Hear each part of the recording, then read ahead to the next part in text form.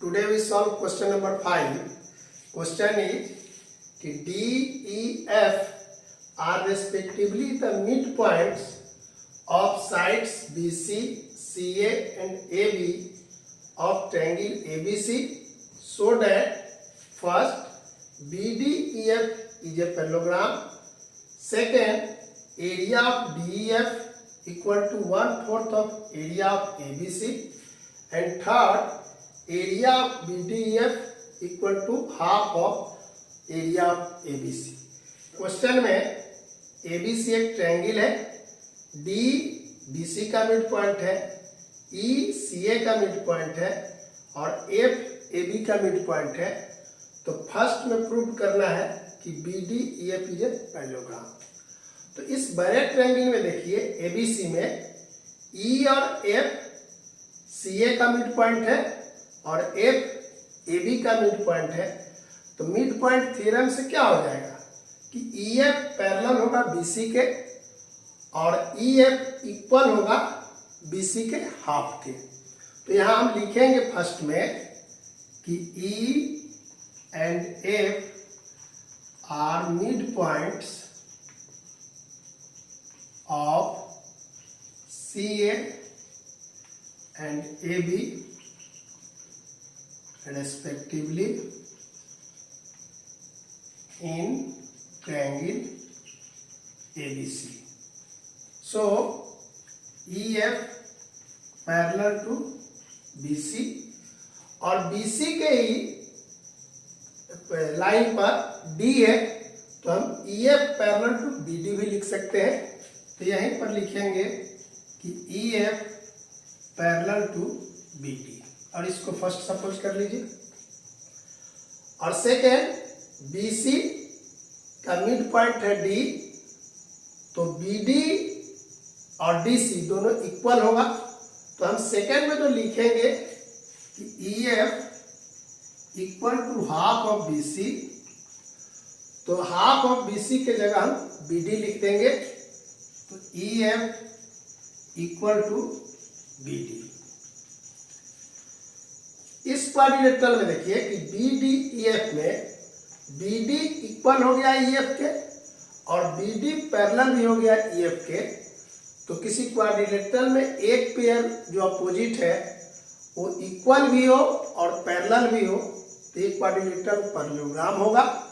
तो यहां हम लिख देंगे कि so from one and two quadrilateral BDEF is a parallelogram.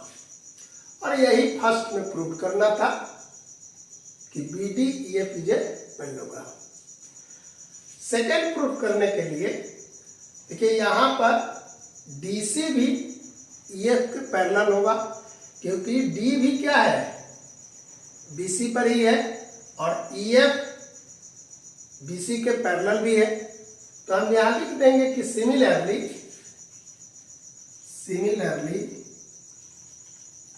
Quadrilateral DCEF और इसी तरह AEDF भी क्या होगा पैरेललोग्राम होगा। तो ये दोनों को एक साथ लिखते रहे कि quadrilateral DCEF and DEAF are also parallelogram.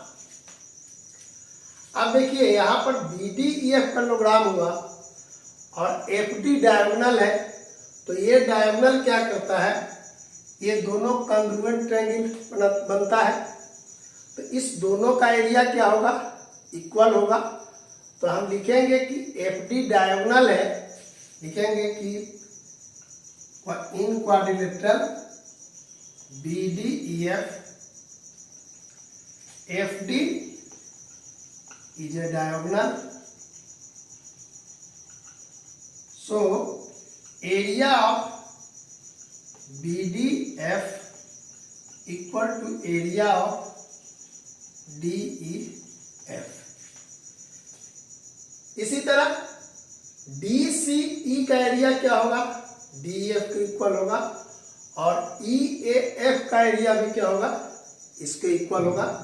तो हम यहाँ पर सिमिलरली करके लिख देते हैं, similarly area of D C E equal to area of D F और area of A F E equal to area of D F. तो देखिए इस ट्रायंगल का एरिया इस ट्रायंगल के एरिया के इक्वल हुआ और इस ट्रायंगल का एरिया इस ट्रायंगल का एरिया इक्वल हुआ और इसका एरिया इसके इक्वल हुआ। इट मीन्स कि एबीसी जो ट्रायंगल था वो 4 ट्रायंगल में डिवाइड हुआ और चारों का एरिया क्या है, इक्वल है। तो हम लिख सकते हैं कि area of ABC equal to इस एरिया इस ट्रायंगल का एरिया प्लस इसका और प्लस इसका। ओके, तो लिखेंगे कि area of ABC equal to area of BD, देखिए BD F plus area of D F और plus area of D C E और plus area of A F. तो बी डी एफ के equal में है डी एफ, तो यहां लिख लीजिए एरिया ऑफ डी एफ, यहां डी एफ को एज इट इज उतार दीजिए, एरिया ऑफ डी एफ और इसके जगह पर फिर इसको लिख देंगे एरिया ऑफ डी एफ और ए एफ के बदले में भी लिख देंगे एरिया ऑफ डी एफ। तो डी एफ और यहाँ भी डी एफ है, तो लिख देंगे 4 times of area of D F और लेफ्ट साइड में लिख दिए एरिया ऑफ एबीसी। तो डी एफ का एरिया क्या हो जाएगा, 4 से यहाँ डिवाइड कर देंगे, होगा यहाँ area of D E F equal to 1/4 of area of ABC.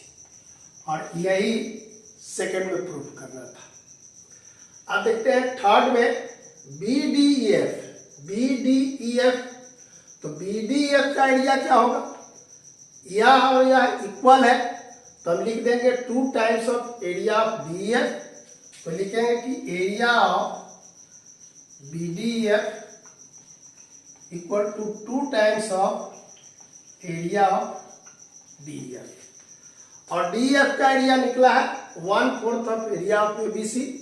तो यहाँ लिख देंगे 2 into 1/4 of area of ABC, 2 से 4 डिवाइड हो गया, तो half of area of ABC. तो area of B D F क्या हो गया, B D F equal to half of area of ABC. और ये था थर्ड और यह था सेकंड। फर्स्ट वाला पहले प्रूव किया है। तो ये था क्वेश्चन नंबर 5। नेक्स्ट डे करेंगे क्वेश्चन नंबर 6, नेक्स्ट वीडियो में देंगे। Thank you.